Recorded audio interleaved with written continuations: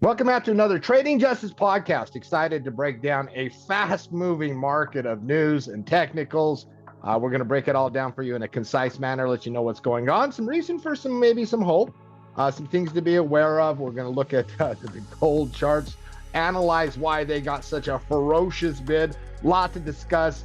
Our pro members already are ahead of the discussion as we launched our newsletter and our traders report, breaking down thoughts, trying to dissect a very complicated market. And Matt, I think we do a pretty darn good job of it. Another well done job on the newsletter this weekend. How you doing, bro? Talk about that great newsletter of ours. Yeah, excited to be with you for another edition of the podcast. No doubt about that. We love our podcast.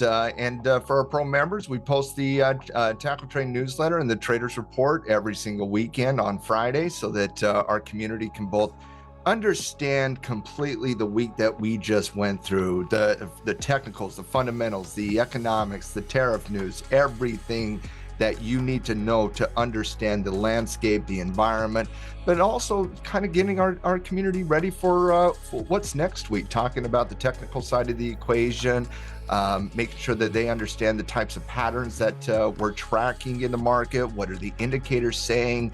Topic number 2 is always going to be on earnings specifically during earnings season, understanding the landscape from an earnings perspective, best, worst earnings reports. The third one is always going to be sector rankings. The fourth one, you do a fantastic job on writing the economic update and the global. Boy, it has sure been a complicated one the last 2 weeks. Yes, it has. But if you're, I look forward to going back. Hey, inflation's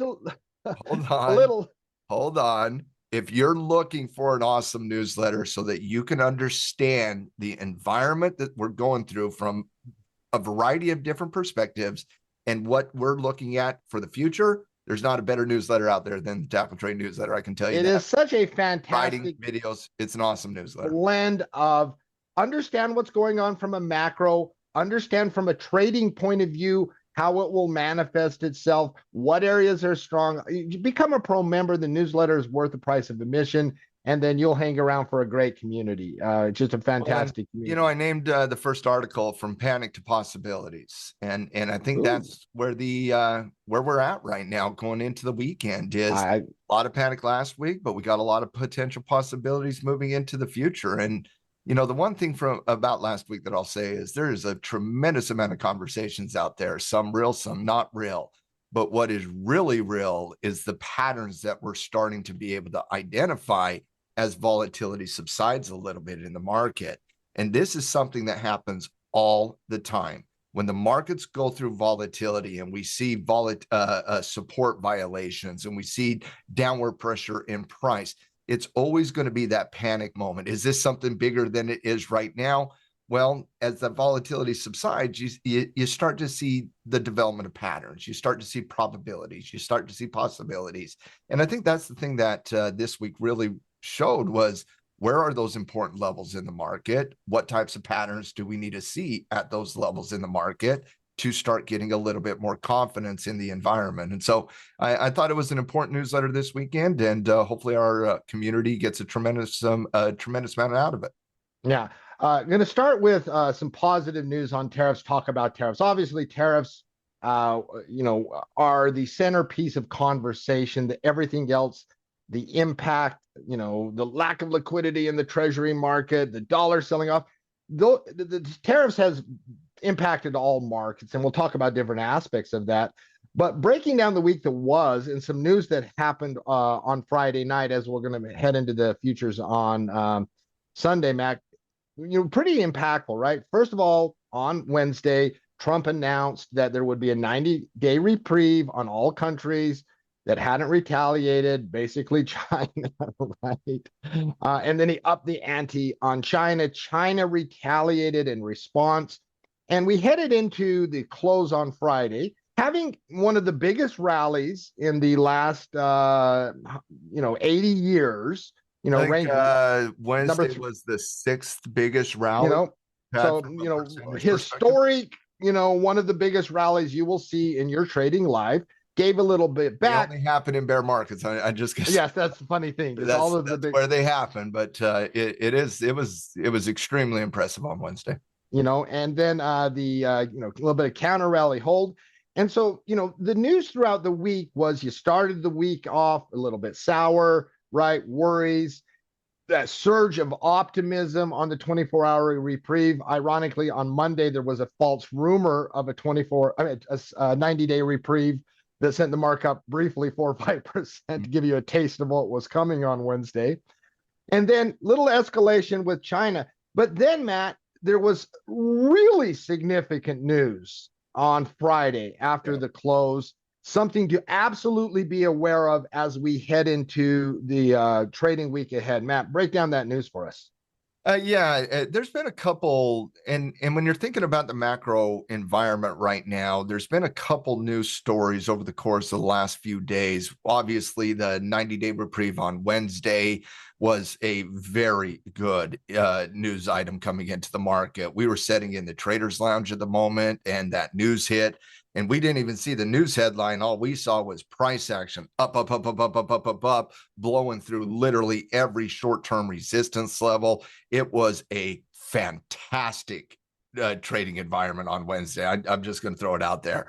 But on Wednesday, when you got that really good news, that was kind of the first reprieve we've had in the totality of the tariff conversation. It's been escalatory, and then we get some alleviation on that 90-day pause that let's call it the Ackman bottom, because he's had a tendency to come out and complain in these environments before and honestly, we saw some bottoms happen there. And so Ackman comes out complaining up a storm about we need to see a 30-day or a 60-day or a 90-day pause. That's on Tuesday. On Wednesday, we get the announcement that the pause is in effect. You see that massive upward movement in price on Wednesday, and it was historical. There's no doubt about that. It alleviated, in my estimation, it didn't pull us out of the situation. It came right back into resistance, but what it did, in my estimation, is alleviate worst case scenarios on Wednesday. And so when you were going through escalation, and you're starting to get concern on yields and dollar and reserve and macro conversations that we rarely get too concerned about in the short term, yields spiking, dollar sell or massive sell-off in dollars, US based assets around the world getting dumped. It was very, very concerning. And that's going to bring in worst case scenarios. That's going to bring in dollar reserve conversations. That's going to bring in yield conversations. That's going to bring in, is something breaking in the financial world conversations. And so when you alleviate that, worst case scenarios get alleviated, you're going to see that bump up in price. And we saw that on Wednesday. But Mark, I actually think the news that happened over the last 24 hours when the market has been closed, that the president, and I think it was Customs and Border, is the one who put the announcement out there. But now we're going to see exemptions on products, and these exemptions are massive. And they're massive. They're not small. They're all the important areas. The cell phones, for example, with iPhone, computers with Dell, chips with NVIDIA, for example, all exempt. Now, what we had been seeing before this exemption is China was starting to kind of work creatively around the tariffs. China was starting to export to Vietnam, who is negotiating very low tariffs, and then they were going to export from Vietnam. And so this is news that really kind of hits at the center of the conversation. I think this is a massive. It simplifies. Yeah, it is. It simplifies the supply chain aspects of it, right? Because that was one of the big worries in all this, not just especially the trade on tech. Especially on tech is like, like Apple was having to scramble to get you, and all of a sudden it's like, all right, we're taking out all of these. It was just last week we were talking about Apple was having to, import billions and billions of dollars of iPhones before to get around the tariffs. Now they don't have to worry about that. Yeah, and my first reaction, because you told me this news this morning, I went and checked. Listen, I don't know if there were many traders checking news last night. Maybe you. First of all, I let you go off for about 15 minutes before I told you the news. Because we're all tired, the fatigue. I mean, Goldman had a note out this week that said everybody's freaking tired, right? They are. And my first reaction was two things. One, I was like, and this was my gut initial reaction. I was like, well, the bear market's over. The bull market might not be back, but the bear market over, meaning the worst of the volatility between the 90 I thought days. that on Wednesday. I certainly feel that a little bit. Worst case scenarios have been alleviated, I think. Because there were some worries about the plumbing of the financial system that we'll talk about here in a second. They're still present. We'll see. Yeah, we'll see how that plays out. If that smooths out, then I'll definitely be like, this phase of the market. We might have a bear market 6 months from now. The bull market might need, but the initial, all right, we have 90-day pause, huge reprieve on some of the most important. And my second thought was, this is really good for Apple. I don't know what it does for Elf Beauty. Right, that's an important point because it's like, yeah, broad based on everything out there. You take a company like Elf Beauty, who has their supply chain in China, and this will probably see a bump up in the market, and does a bump up in most stocks in the market.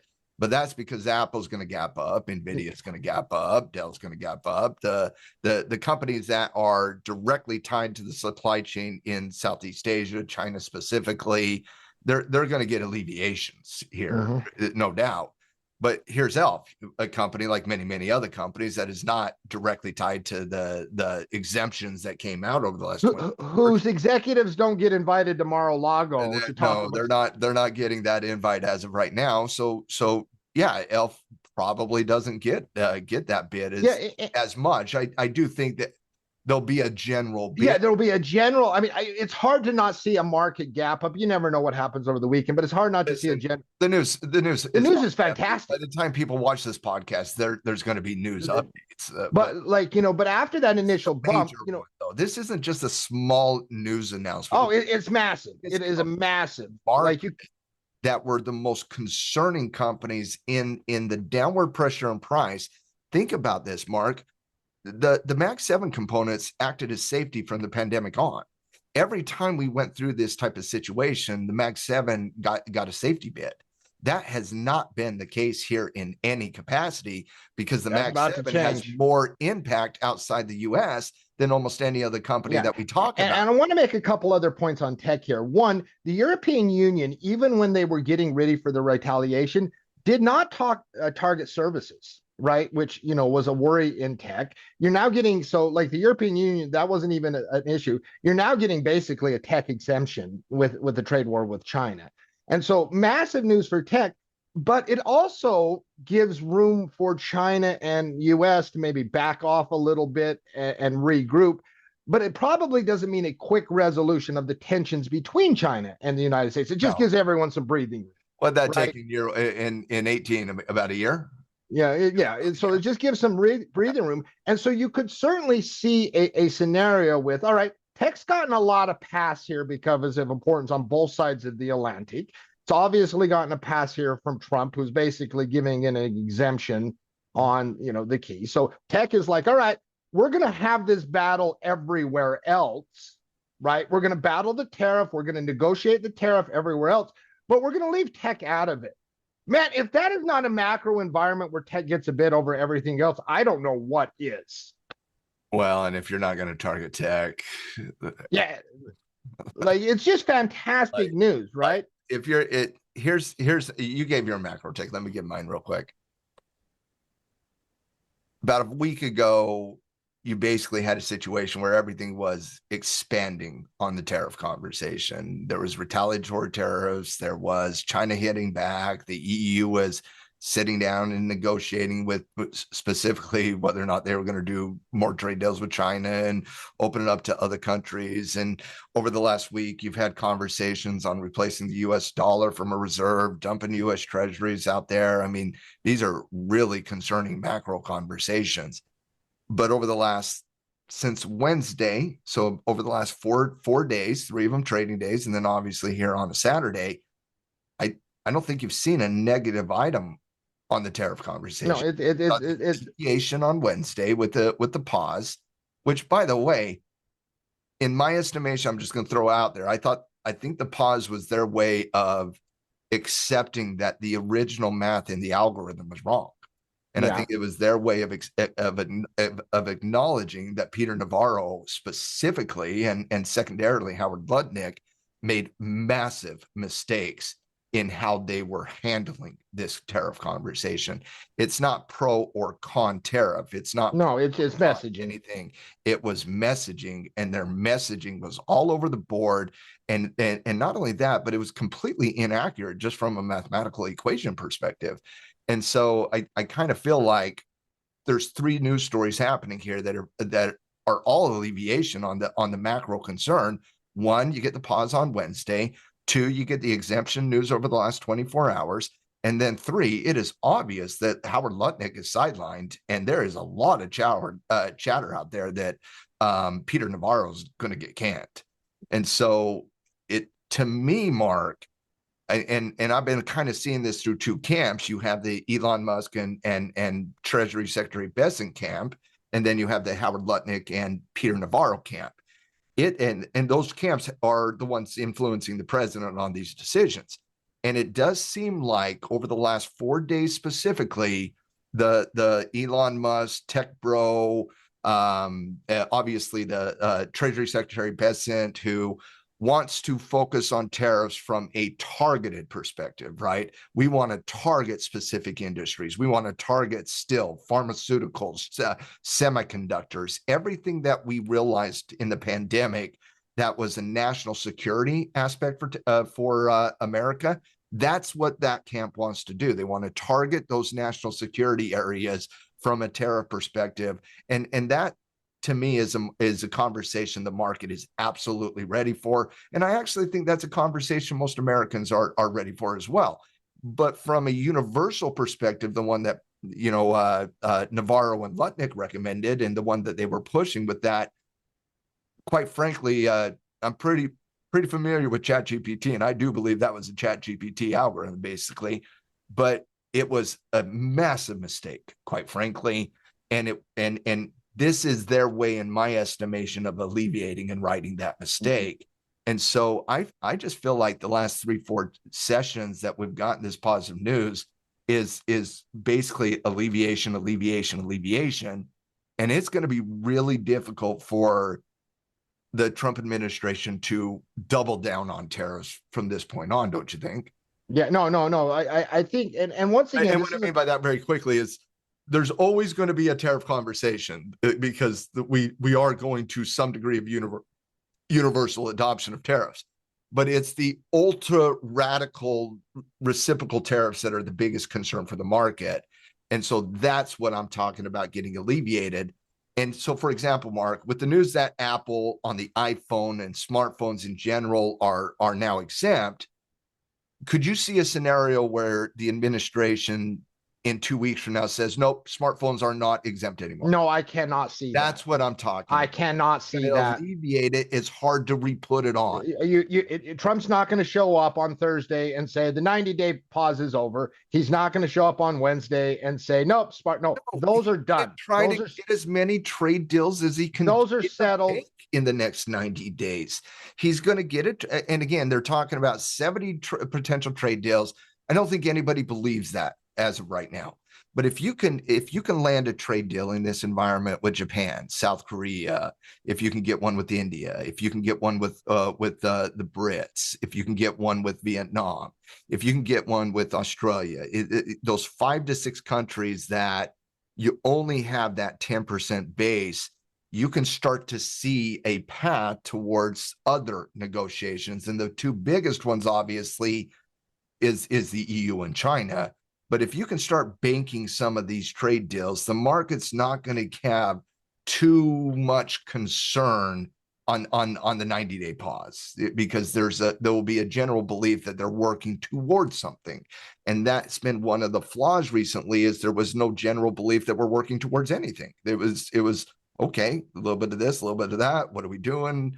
I kind of like what's happening here from a bullish perspective. Yeah, absolutely. And once again, there's a lot of complexity to what happens next. Do expect a gap up. And from there, Matt, it's going to be about technicals. Max 7, yeah. Yeah, you're going to see, you have to. I mean, it's just accept it. Like if you're, if you are hedged up like me, just accept that you're going to have to buy back some hedges if you want. I'll tell you right now, Mark, on Friday, the market was wanting to sell for the better part of the first part of the day. but it couldn't catch like that big selling pressure.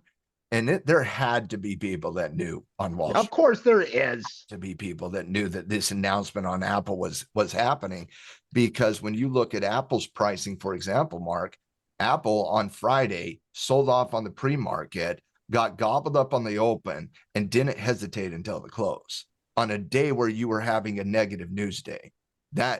And most of the market was crabby in the first hour of the trading session. So yeah, I'm pretty sure Wall Street knew something about this one on Friday, and specifically, I'm pretty sure that investors, and maybe not investors, but there were people that knew this was happening. There's no doubt. You saw it on the price action. You saw it on the price action. All right, want to talk briefly. Now that the headline's out, I know the causation, but at the point, I was just like, wow, there's something happening out there. So some reason for optimism. Now, what we do as traders is, all right, get a gap up if we have momentum, assuming that that's what occurs, right? It's like, all right, how do we know that this narrative has legs? And that is, and I want to spend a couple minutes just highlighting a pattern that we have been discussing in our pro community, kind of a bear stop out pattern that we have seen off previous negative news moments. We saw it in 2023. We saw it after the pandemic. You saw a move up, and then you saw a pattern, and then it was the real bear killer. It's not the first move. It is the pattern development after that that really gives you confidence as a trader, right? I might be confident in selling a naked put on tech Monday morning because I think confident in saying that I feel like the news is better today than it was 4 days. Yes. But for me to get layers of aggressiveness, I'm going to need to see pattern development. Highlight that pattern for a few minutes, and then we're going to talk about gold.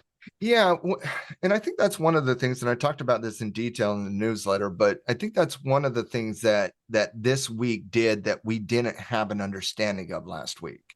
Last week, when we were talking in this podcast last week, we were dealing with two gap down situations in the SPY. We finished towards the low price on both of those trading sessions, and we ended the week basically downgrading everything in the market because of the ultimate concern of what was happening.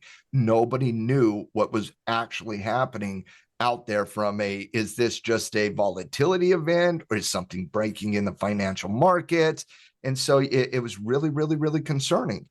This week, I felt like because we started seeing support get built, because we started seeing where the market ended on Wednesday with it literally coming right back into the 550 level, you started seeing the important levels in the market.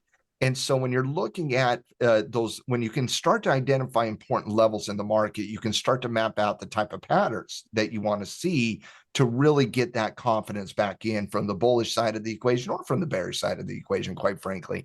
Pattern development happens on both sides of the ledger. But the bear stomp out pattern is a specific pattern that was identified in the 2020 pandemic. And so to understand that pattern today, I want you to go back in time a little bit and really kind of go back to the 2020 market so that you can understand kind of the volatility at that moment. And when you dealt with the 2020 market, you had two legs down. Okay, there are two legs down, not three. You had two legs down. One was the initial drop in price following the breakdown of support of the 50-period moving average, and then you had a retracement that came into about the 200-day moving average, 9 EMA, and then you had a massive leg down as we were shutting down the economy and we were seeing how COVID was taking over, and it was obviously a very, very sensitive and very scary moment. Well, in that moment, you started seeing macro alleviation. You started seeing chatter of Fed embracing more quantitative easing. You started seeing information come out on fiscal stimulus programs such as the $2,000 checks that we put out there. That's pure Keynesian economic analysis 101. Those things have a tendency to put a bottom in the market. And basically, that's what Keynesian economics is. It's an economic philosophy designed to stimulate markets in times of economic crisis. And so when you saw that happen in 2020, what you saw was a deeper bearish retracement followed by a shallow pullback, and then it breaks out. Well, okay, once again, deeper bearish retracement, shallow pullback, breakout. That's the pattern. Once again, say it with me. Deeper bearish retracement, shallow pullback, then you break out. The reason it's called bear stop out analysis is when you're looking at the bearish retracement, the bears are looking to sell that bearish retracement. Bears are looking to pound the table at that bearish retracement because, again, you have two legs in the market. A trend oftentimes has three legs down in a market. And so leg 1, 2, 3, 4, a lot of people are expecting that fifth leg. Bears are I remember watching the media, financial analysts, and everyone's like, all right, I'll have some confidence. You know, we go revisit the lows, right? We go revisit I heard that everywhere, Uncle. You had the big rallies, like, okay, if you come down to the lows, I said it. Yeah, you know, like, because that's how technicians and traders look at it. Technicians think on probability analysis. And so when it doesn't occur, and what happens next that you're about to describe, it's a game changer. Well, think about it. Again, at the bearish retracement, people who have lost money on their longer term in the massive downward pressure in price, they're looking to dump on the bearish retracement because they've gotten some reprieve. They're looking to sell covered calls. They're looking to add put options to a retirement account. They're looking to hedge things is what they're looking. And then you have the traders coming in looking to pound the bearish table, right? I want to get those bear claws going. And then you get that downward pressure in price, which confirms, and you're like, oh man, we're giddy up and we're go time. Well, Mark, a little bit of time later, I kind of ruined my skill there. Let me come back. But a couple days later, it breaks back out. And again, that was the news. It broke back out on news. But what that did is it started a new bullish uptrend, because where's all the stop losses on everything we just said above that resistance pivot? And so when the market breaks back up above resistance, all the bears who are looking to do everything we just talked about, they're now all covering everything. The bears are getting out of their bearish positions. They're looking, oh my goodness, the bulls are coming back in again. The bull horns, run away, bull horns, run away. Well, what happened after that was pretty intense. You had a nice little trend move up, consolidate again, and give you another beautiful breakout before the ultimate trend set in and just had a really, really, really good trend back up to the top side. And so that was kind of the creation of the bear stop out, is when you have these moments in times when you have a bearish downtrend, market works back up to resistance, shallow pullback, and then it explodes back higher. Well, what do we have here this week? We have let's go through the analysis. One leg down, second is a retracement, third leg down, obviously very sensitive and very volatile, very choppy, but we all know the story there. Retracement back up into resistance, came into the 20-period moving average, which is exactly what it did in 2020, was the 20-period moving average, shallow pullback, and let's see if we can get that breakout of 550. And at that point, you get your bear stop out analysis. And so it's extremely sensitive. It's actually more sensitive right now, more volatile right now than the pandemic. I know that's weird to say, but it is in my estimation. But you can start to see that path. And that's the general point. And in the newsletter, I broke it down, the three logical paths here: bear stop out, double bottom, and then the head and shoulders. I mapped out and drew patterns so that our community understands what to identify. But that is the bear stop out pattern, is deeper retracement, shallow pullback, and then you basically explode higher. And that is, and it's happened. Listen, you go back to 2015, it occurred. You go to the one that Matt showed. You go to 2023. You go to the PAL pivot in 2018. 23 this one, yeah, is the pattern. Become a pro member. Come join the March 23 Silicon Valley. Yeah, listen. The trade explosion had one. Silicon Valley had one. It is the pattern to look for coming up. Pandemic had one. You go back to first trade war on the capitulation of the plunge protection team. They had one. The one you referenced in 2015, I talked about this along the newsletter because I wanted our community to understand the likely paths here so that they can understand that. The one in 2015 was an actual double bottom. There was two of them pretty quick over about a 3-month time frame, and they had some double bottom analysis. So either way, that's the importance of this week, in my estimation, from a technical perspective, is we are starting to see the development of the levels, the patterns, and it's honestly, it's working similar to the other 1, 2, 3 V-shaped recoveries we've seen. bear stop out analysis is part of 1, 2, 3 V-shape. Yeah, it is seriously. This is the pattern. I know my tactical plan is to get net bullish with credit. I know there's some concerns that we'll talk about 1 second. Keep an eye on, but then when that occurs, especially if we have some alleviation on the liquidity issues in treasuries that we'll talk about right now with gold. That pattern. I'm not going to use my macro big brain. I'm not going to use my thoughts. I'm going to key on that pattern. Everyone's a technician that succeeds in these environments. I think it's important to let it play out a little bit. Yeah, there's scenarios out there that are still concerning. Because there still are concerning. About alleviation of macro concerns. We're not talking about the ending of those macro concerns, but the more we alleviate, the more we can get into some of the other important conversations, and that's earnings. All right, I want to speed along. I only want to spend a couple minutes on gold. It's a whole podcast and what we could do. We just don't have time to today. But there's some concerns at the end of the week. There were liquidity issues in the treasury market. We saw the dollar free falling. We saw yields skyrocketing. Those two things are very emerging markets. They're not the United States of America. It does not happen very often. You see yields skyrocket, they do. Dollar sell off like they do. That is very unprecedented. It speaks to concerns on the financial plumbing, right? And this is what's going to prevent me until I see alleviation, stability in the dollar, stability in yields, coupled with a technical pattern in technology specifically, being aware of it. But that backdrop, Matt, is kind of this dump financial assets in the United States, dump treasuries, dump the dollar. We'll see how that stabilizes. Scott Bessent is very good at his job. One thing in this whole thing that I've come to respect is Scott Bessent. Janet Yellen. He's got a difficult job, and I don't think we should question his difficult job right now. Yeah, he's got a difficult job. He seems very Johnny on the spot in doing his job. I know it gives me Bessent so far. A lot of respect. I've gained a lot of respect in the last week for the man.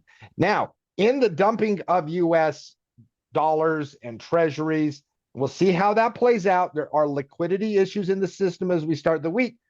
But we've seen gold as the direct beneficiary in price movement. As dollars were dumped, as treasuries were dumped, where did that money go? It's just not going to sit there, right?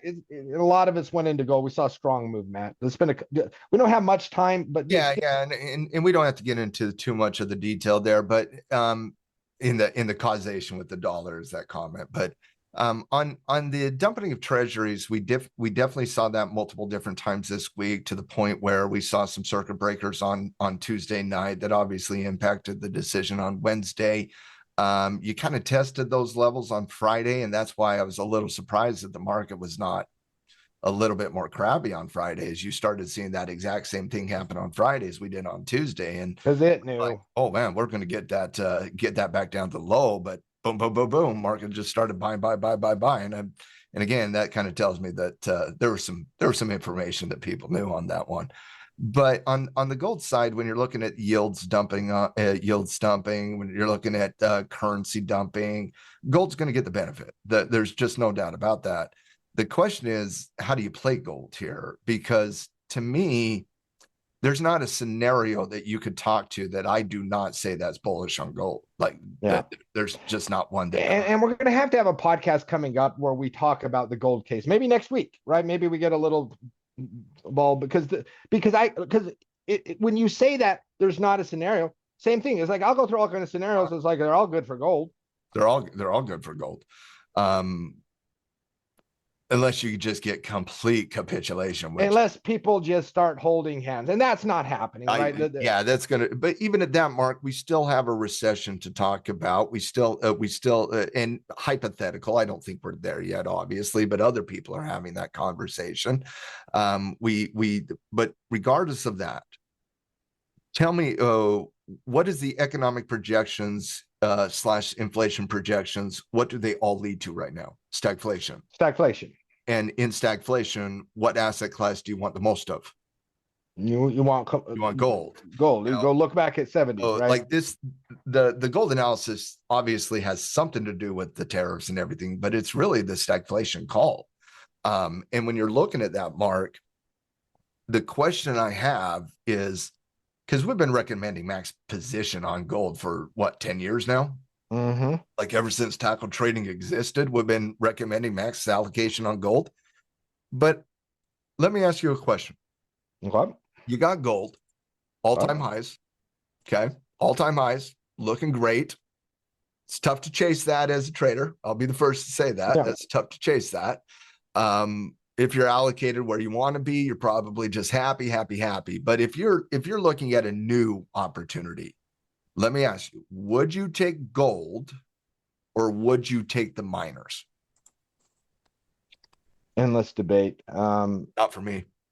I know you're in the miners catch-up store. Yeah. I am absolutely into gold miner catch-up story. Yeah, because I mean the plain and simple fact is, from a good old-fashioned fundamental perspective, right? Because yes, technically they have a long way to go. There's a huge catch-up. What's doing better year today, gold or gold miners? Yeah, like gold miners. Is it even close? No, it's not even like close. Twice as much on the gold miners than it is. You are seeing the catch-up story play out. The valuation of gold miners is insanely cheap. Even if it after they move, you have a growth argument. This isn't even a valuation. The valuation is just the cherry on top right now, because you are getting really good. It's an outstanding case, right? Yeah. And my only hesitation is I tend to just, by my nature, like an ETF over an individual stock, a commodity. Well, you can do GDX. Do GDX. GDX is all of them. But like they're like, even if you said, Mark, it is your job to come to the podcast and provide a compelling counter argument against gold miners, I would not be able to do it. I would have your counter argument: overextended. You're coming into resistance level, and you simply wait on a better pattern development. Yeah, that. But from a non-technical perspective, right? And I'm not afraid of looking stupid. I look stupid all the time. But I would just be unable to find a compelling argument.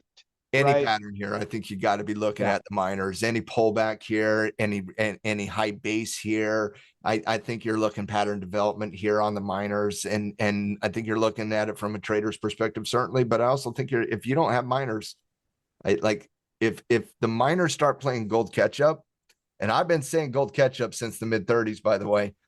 If the miners start playing gold catch up, and I think they are playing it, I mean, 65 is not out of the equation here. No, of course not. At all. And so we're talking all-time high status on those miners potentially. And I do have it overextended right now, waiting on secondary pattern development, but it's a good argument to anchor against is the gold miner catch up, because you don't have to chase the overextended, overvalued nature of gold right now, even though I called in the Traders Lounge this week, gold 4,000. I'm pretty convinced by that, by the way. But even in that, gold miners at 65, hell no, gold miners at 85. Let's go.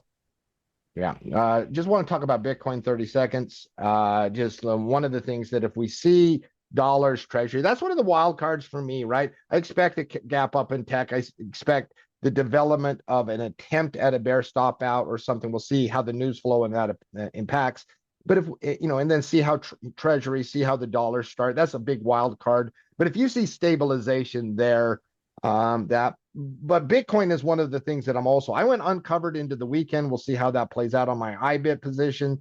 There's a risk on environment coming into the cash open on Monday due to the tariff delays on iPhones and whatnot. You could get a risk on asset class. But even if not, we've seen better development, out of over the last month than compared to the volatility in the stock market itself. And you are at a really key point that if you clear on Bitcoin, what is it, like 89,000? You clear everything, right? From a short-term perspective, like you clear us from a technical perspective. The combination is 89,000 on Bitcoin and $50 on IBIT. That's the analysis. You clear that, you basically clear 80% of the existing. You break out of 50. You're confirming a W formation on the short term, and you're confirming the 50 weekly on the long term. It's a good look. To me, the conversation is really IBIT at 50. Like that's where the 50 period moving average is. That's where $50 is a previous pivot. So I bid at 50 is kind of the thought process for me when it gets like an open air environment. So you're at 47.5 right now. I mean, that could be a conversation next week. Yeah. Okay. Get to stocks in the news. There's a few stocks I want to talk about. Then I got one question for you, Matt. I got one question for you in Coach's Corner, and then we'll wrap up our podcast. I want to start with Apple. Obviously, the tech news today that we're discussing about Apple is a massive beneficiary of the news. There was huge worries. It is basically a Tim Cook. I don't, remember those checks you sent me. Remember that support. Remember the infrastructure you promised to build here. Guess what? We're going to take care of you. We got your back here. Structure. Yeah, the. Okay. Anyways, huge beneficiary, Matt. Probably see Gap pull one of the bigger gap ups that we're going to see on Monday morning. That's hilarious. You promised us infrastructure. We gave it a good 2 days. Now we're not going to do it. Listen, I know, but probably Gap up. Big incentive for Apple to bring back iPhone supply chain.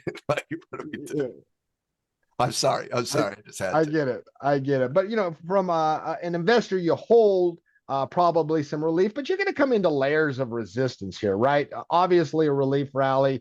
It's just going to be technical on a gap up here, isn't it? There should be a gap up on Monday on Apple for certain. And again, disclaimer: hot and heavy news items. News could change, but if that news sticks throughout the entire weekend, that is really positive, specifically for Apple. For Apple and every company in the world, Apple would be the one that got the love. So, Mark, if they don't get any love out of this, we're dealing with something bigger on the macro. I will be shocked. Right? I don't know if the love sticks, right? Because there's a lot of complex issues, and this is why I'm going small net bearing. Again, alleviation of worst case scenarios. That's what we're saying. That's what it is. It doesn't mean the bull market's bad. The best case scenarios. It means alleviation of the worst case. That's a positive step.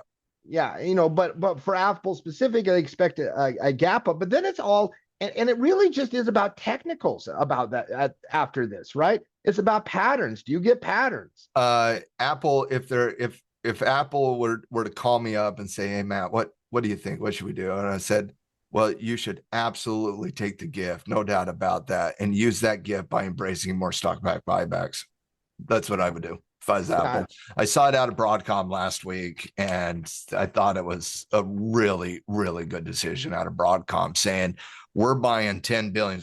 If I'm jumping on your stocks in the news, I'm sorry on that, but we're buying $10 billion worth of goods. Broadcom was actually one of my 5 stocks. Yeah. So because Yeah. Well, yeah, no, because, in the midst of all of the negativity this week, we get some positive tariff news on Wednesday. But one of the things that stood out, and you talked about it in the tackle today, was Broadcom in the midst of it all said, you know what, we're going to be buying back our stock.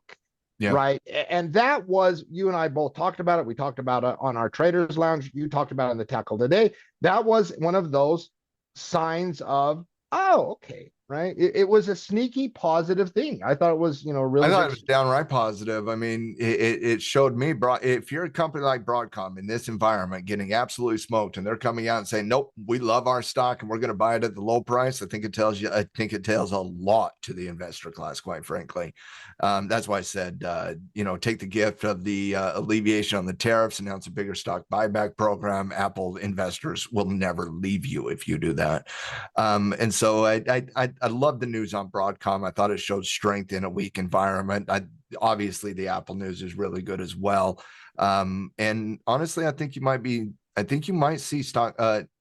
We haven't seen it yet. The only thing in earnings we've seen so far is there's a couple themes, but the only theme really is lowering guidance not getting sold right now. I think one of the themes we may see develop over this season is guidance is going to be negative. How markets respond to that is going to be interesting. We're seeing them discount it right now. Does that continue throughout earnings season? And then secondarily, as we start getting into the heavy earnings seasons in a week and a half, 2 weeks from now, you start to get the Apples of the world. You start to get the Googles and the Microsofts and the Metas and all of those companies. Do we see the market, these big companies with large moats, do we start to see them embrace the large mode of stock buyback programs? And does that eventually start putting in a bottom on the Mag 7, have them act like safety bids like they have in the last 4 years. No, and the fascinating thing, because 4 days ago, people had basically written earnings season off as irrelevant. Not this guy. But well, 5 days ago, I would have maybe got a different answer out of you, right? Because like it was like, oh, it's just going to be about guidance. I think the environment has changed substantially. Well, the earnings season is on like Donkey Kong again, as far as the importance of individual companies, how they see things. I think you're going to see still going to be about guidance, like that's it, but it's always about guidance. Like it's always about guidance. Everything about earnings is about guidance. Like EPS, top lines revenue, bottom line EPS, like those are all going to be important in every earnings season. But it's always about guidance. It's always about what these companies are telling us about the future. And right now, they're telling us they hate the future, but the market hasn't sold it. And that's the theme we're seeing right now. And what that leads me, and what I talked about in the newsletter a little bit, was, is there a scenario where the market is just simply priced in too much pain? And that's why the market has been very prepared for lowering of guidance. And then when the guidance got lowered, it wasn't lowered as bad as what we all of us honestly thought, i.e. then they go up. So there's some open questions on the guidance right now. But we don't have to wait too long to see that. I mean, we get 33 companies out of the S&P this week. We get, quite a bit the week after. Yeah, absolutely. Next one is JP Morgan. I could have picked a lot of big banks here, but earnings season got underway in the midst of it all. Raw numbers, what did we have on Friday? We had BlackRock, Larry Fink saying we might already be in a recession, right? Or on the way. Jamie Dimon talking. We could historically already be in a recession that we don't know until historically. Yeah, and so like, but I think you could say that at any pullback in the history of the market. Like, I get it. I got respect for Larry Fink, but you're not telling anybody that we don't already know. Like, add something to the conversation, Fink. But Fink's very careful with his words. I've seen him, like, somebody asked him a question on Trump, and he's like, let's move along. Well, I saw him say one thing this week. He said, he got asked a similar question. It's like, well, I'm really, really, really, really concerned about the short term and the reserve and all that jazz, but I'm bullish in the long term. And I'm like, okay, so thanks. Well, no kidding. So you think the markets will be higher over time? Like, okay, like, you're not saying anything. Add something. Markets are going to be higher over time. Thank you, Larry Fink. I think all of us believe that. It's always the path. Like, my mom probably took something from that. Like, mom's probably like, yeah, Larry Fink, yeah. But like, you didn't tell any trader anything they didn't already know. Yeah. But what would you take generally on bank earnings on Friday overall? Beats, no guidance, concern.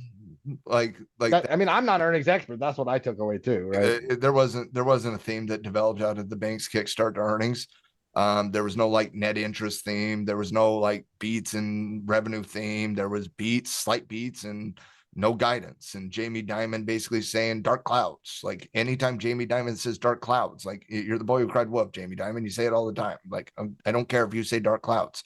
And he warned about that. But again, and I got a lot of respect for Jamie Dimon, but anybody who is not used to his commentary on the market. Yeah, like, I'm all for a good dark clouds conversation. I got a pessimistic, bearish. We talk about these things all the time. But I hear Jamie Dimon talk about all the time, right? All the time. I hear when Jamie Dimon is talking dark clouds is I'm hearing, okay, what bank is he targeting to acquire next? Like, that's all. Yeah, I just don't trust his motives, right? Larry Fink I trust. Like, Larry Fink's always struck me as a straight shooter, but Larry Fink is absolutely a straight shooter. One will give you his opinion.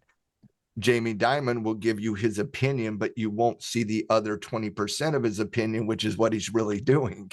Yeah, exactly. And a lot of times, by the way, I say that with deep respect because Jamie Dimon is a cold-blooded killer in the markets. He's one of the best. Oh yeah, I know. It's just, but as far as this economic hurricane, this or that, is like, well, it's not very helpful. A lot of times you got to see what is behind, what is his messaging? What is he trying to get? There is always something Dimon's after. There's always something Dimon's after.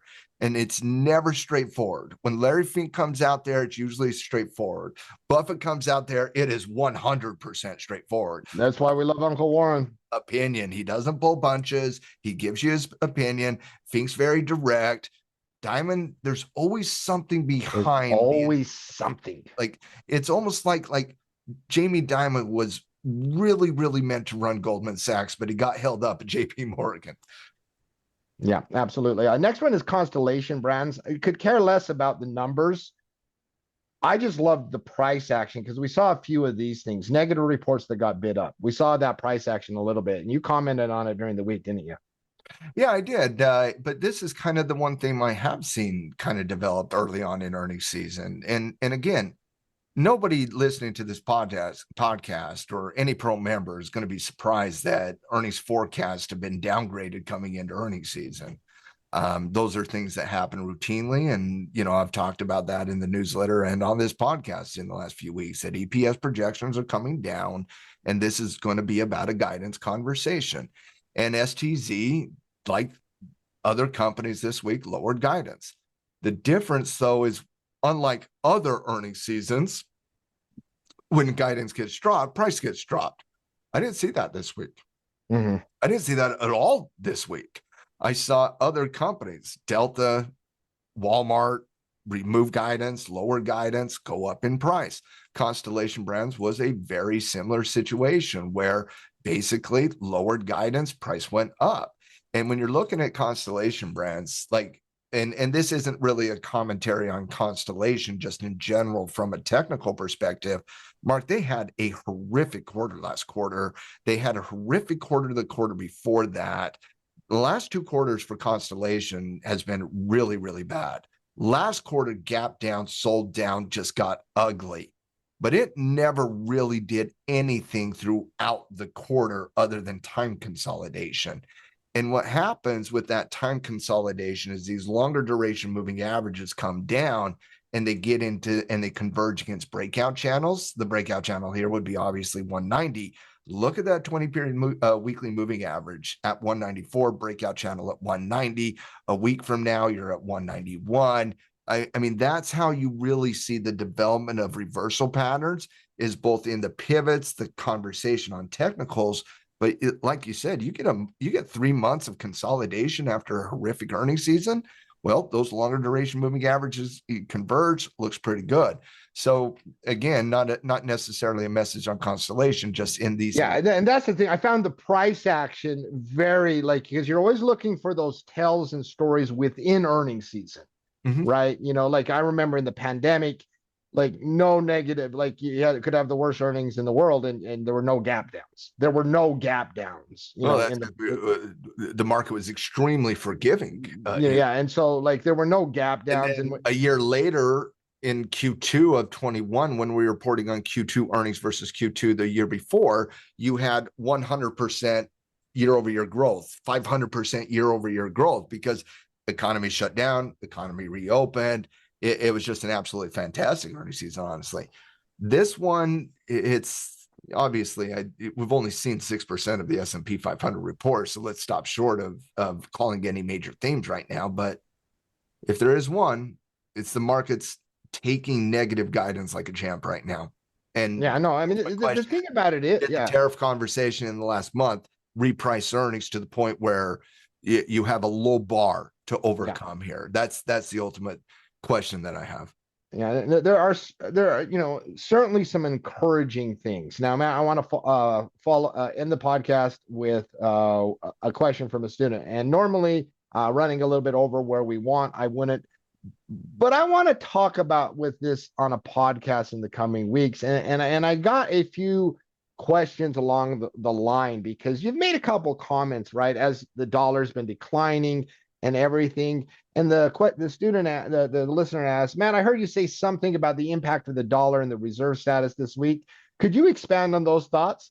And I'm like, I'm going to throw this at Matt to torture him at the end of the podcast when we only have 3 minutes. When it is a 3-hour conversation. I think I did a 3-part podcast a year and a half ago. I know the history of currency and the reserve status. So if you're interested you can go back and find those podcasts, and maybe I'll go find them and post them in Discord for anybody. But there you go.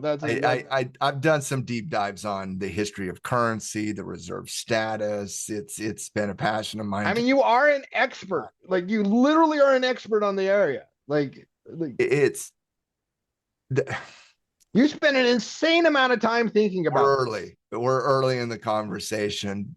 My general philosophy is over the next 10 years, we're going to work down to about 44% reserve status. Like, I don't believe that the dollar loses reserve status in my lifetime. I believe we will continually see the deterioration of reserve status in my lifetime. And there's a massive difference in those two.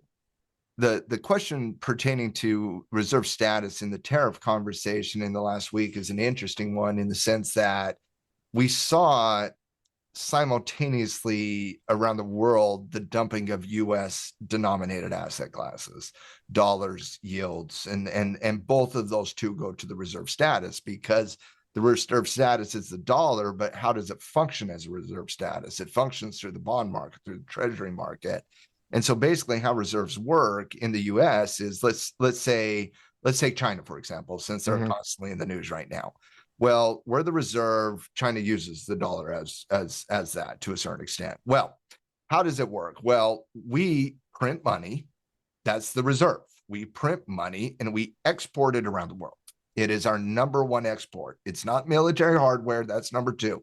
It is the dollar. That is our number one export, which means our number one export is US-based inflation to the rest of the world. That is our number one export. We've been doing it for decades upon decades upon decades. It is a massive benefit that we don't have to deal with the types of inflation anybody else does in the world, because we are the reserve status and we get to export that. How does that work? Well, we export the dollar to China. We do that through China buying our treasuries. And basically, they then send us back, because we're sending them dollars, and treasuries, they send us cheap Chinese goods back. So we print the money, we export it around the world, and then we import cheap goods. That's basically the status. And when you think about it like that, not too bad of a deal, quite frankly, right? We print the money, we create the bond, we export it to the world, and we import cheap goods from that capacity. Well, what we saw this week, specifically on Tuesday night and on Friday, is we saw two scenarios where treasuries were getting dumped and dollars were getting dumped. And it was happening from a sovereign perspective, meaning the Bank of Japan, meaning the People's Bank of China. These central banks are the ones that own the currency, own the treasuries. And so they started dumping. Now, the question mark is, are they dumping in response to the trade war? Are they dumping in response to retaliation on the trade war? Or were they dumping because certain things occurred that forced triggers of dumping of US-based treasuries, such as the unwinding of carry trades? Remember back just a year ago, we had the Japanese yen unwinding of the carry trade, and we saw a 10% drop in the market. Well, we saw a similar thing happening this week, where we saw the unloading of carry trades. And last year, when we went through this, there was about $500 to $600 billion in carry that had to get alleviated. This carry trade was about 1.5 trillion. Like, it was massive. And so when you saw things like that occur, the ultimate question in the back of your head is, well, is this a carry getting unwound that's creating a massive amount of concern and volatility, or is this something bigger than that? And unwinding a carry trade is really nasty. For a market nerd, oh yeah, it's a $1 trillion carry trade that's being unwound, and that is inconsequential to the bigger subject. Well, it's hilarious, but it's true, because you're talking about over $500 trillion worth of derivative pricing. Because so what's bigger, 1.5 trillion or 500 trillion? Yeah, no, and that's the thing, is that the carry trade, which is causing liquidity problems in the market, is a short-term thing. It could cause liquidity problems, and it can cause, but then it's unwound and it's over. It's gone. It's gone. It's gone. It's done. It's just a trade that gets unwound. It's just more than that. How much volatility does it cause for a 4 or 5 day period? Right. Big time.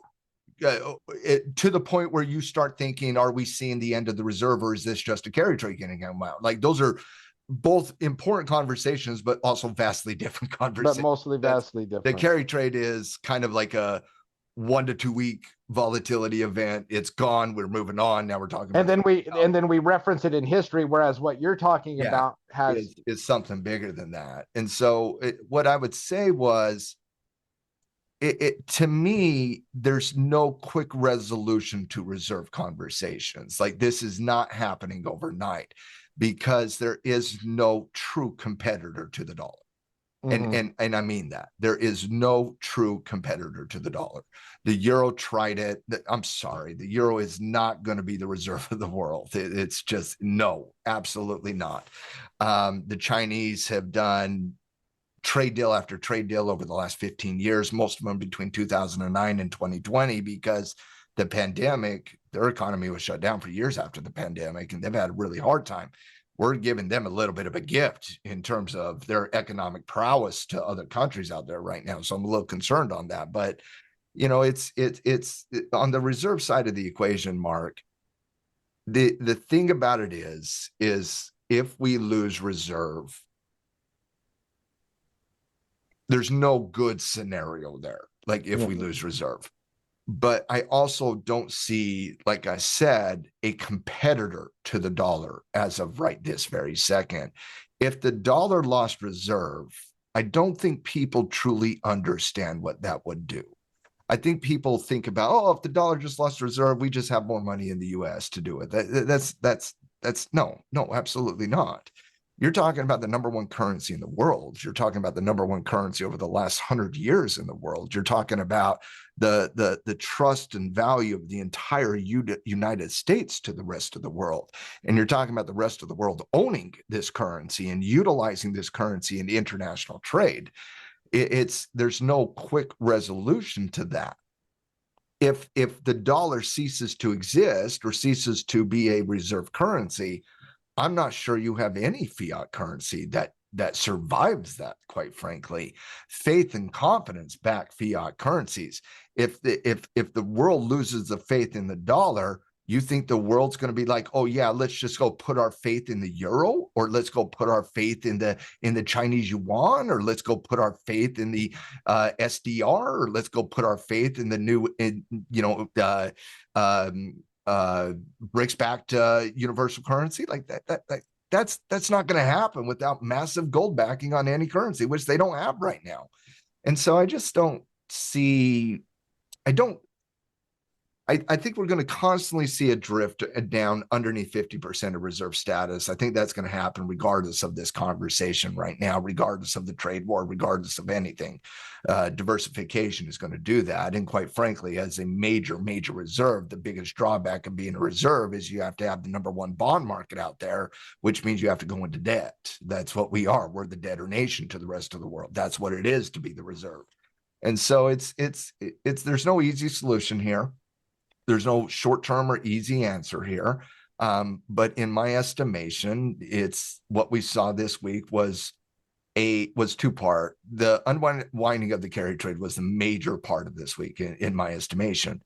But I also think you saw a warning sign this week on nations, not China, other nations dumping treasuries that could continue if there's not some more alleviation. And that's one of the reasons, Mark, you and I were talking in the lounge earlier this week, and you said, what's your biggest concern? I said, my biggest concern as of right now is the reserve status of the dollar. Because if we don't see alleviation, you are going to see the forced selling of US-based assets. 3 days later, what do we see? The forced selling of US-based assets, either through the carry trade or the unwinding of the reserve. And so, i.e., that's how they dump treasuries as the way to do that initially. No, you dump treasuries and then it triggers the carry trade unwind, and then things feed upon itself. And well, think about the end result of that. Well, the dollars still exist. The dollars will come home over time, but we will not be importing cheap Chinese goods to offset that. The dollars just come home through basically dumping treasuries, unwinding carry trades, or literally purchasing now US-based products instead of international-based products. And you might say, well, that's good. We're selling more products from the US to the rest of the world. Yes, that's good, but you also have all the money coming home. Yeah. And then ultimately, you got to ask yourself a question. Inflation is a direct result between the money supply and the average cost of the goods and services within an economic system. So why did we go through inflation in 2022, 2023? Because we radically increased the supply of money in the pandemic, and the supply chains around the world shut down, which meant all the money stayed home. And so when we were increasing money supply, it wasn't being exported to the world. So if you want to have an understanding of how this works, you just got to go back to 22, because we saw it just a tiny bit when most countries went isolationist and we stopped exporting dollars around the world, but we started keeping them home. Inflation exploded. We're still dealing with that here today. That's 1% of what could happen if we lost reserve. So it's not a good scenario, but also, I kind of feel like we were seeing more of the unwinding of the carry trade this week. Long-winded answer. Ironically, it is not a long-winded answer, because this is a big subject. We'll be talking about it a lot more in the coming weeks, particularly if we see pressure. In general, we're losing reserve status over time. Nothing's going to be done about that. It's going to happen. That's just, but it has to happen. We will go into depth far too much if it doesn't. It's just the way it's like Battlestar Galactica. You just don't want to fast, right? Gradually. There's been a slow moving way. I encourage people to go check out those 3 podcasts from a long time ago. You'll also, buying gold was one of the recommendations. Max position in gold. But again, Mark, I've been on this for the last 15 years, quite frankly, and specifically over the last 10 years, I've been on this. And I'm going to tell you right now, when I was talking about this situation 10 years ago, we've already lost reserve status from that point on. We are moving to a diversified currency system. That is happening. It might not happen in the next 10, 20, 30 years. I don't know the timing of that.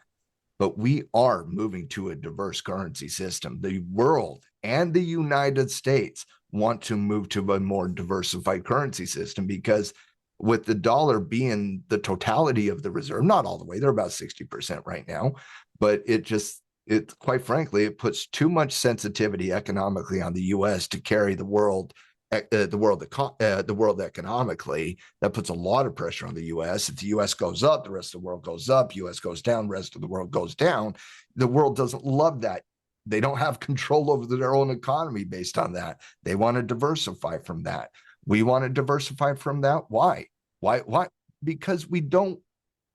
The number one drawback of being a reserve is you have to have the number one treasury market in the world, which means you are a debtor country and you have to go into massive amounts of debt, and that's unfair over time. And so it's obviously understandable why people want to see, improvement on that side of the equation, but you can't kill the currency to get there.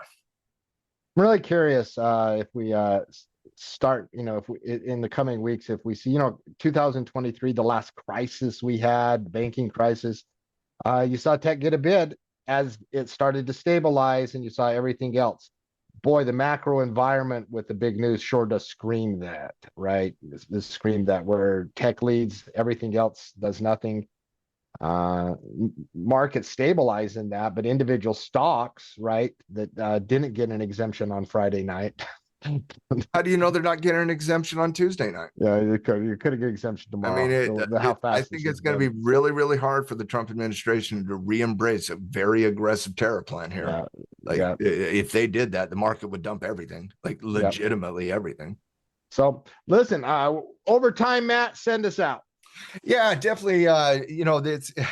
You keep saying, okay, what about this? What about this? Well, the beautiful thing of Tackle Trading, guys, is you don't have to wait till next Saturday to get the podcast to get updated. We do this every single day with our pro members at Tackle Trading in the Traders Lounge. We cover the news of the day. We break down the technicals of the day. We talk about the stocks in the news, and we spend at the very end of the Traders Lounge every single day. We spend as much time as needed with our community in what we call team time, which means if you have a question on a trade, if you have a management question, you have a trading idea, you got a trade setup, you got an investment question, you want to talk about how to alleviate a pressure with covered calls, you want to talk about when to add put options to that long-term retirement account, whatever you need, that's what team time is about, and that's what community is all about.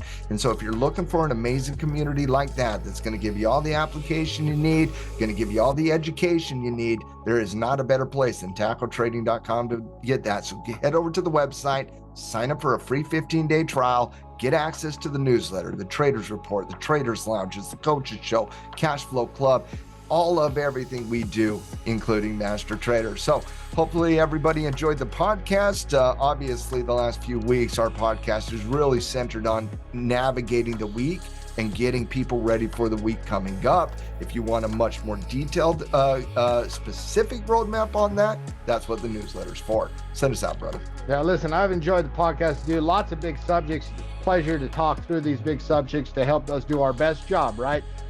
Number one thing for me is the dollar that I'll dwell upon this weekend, but the most practical thing, I'm going to be looking for pattern development in the coming week. Everyone have a fantastic week. Later, Tim.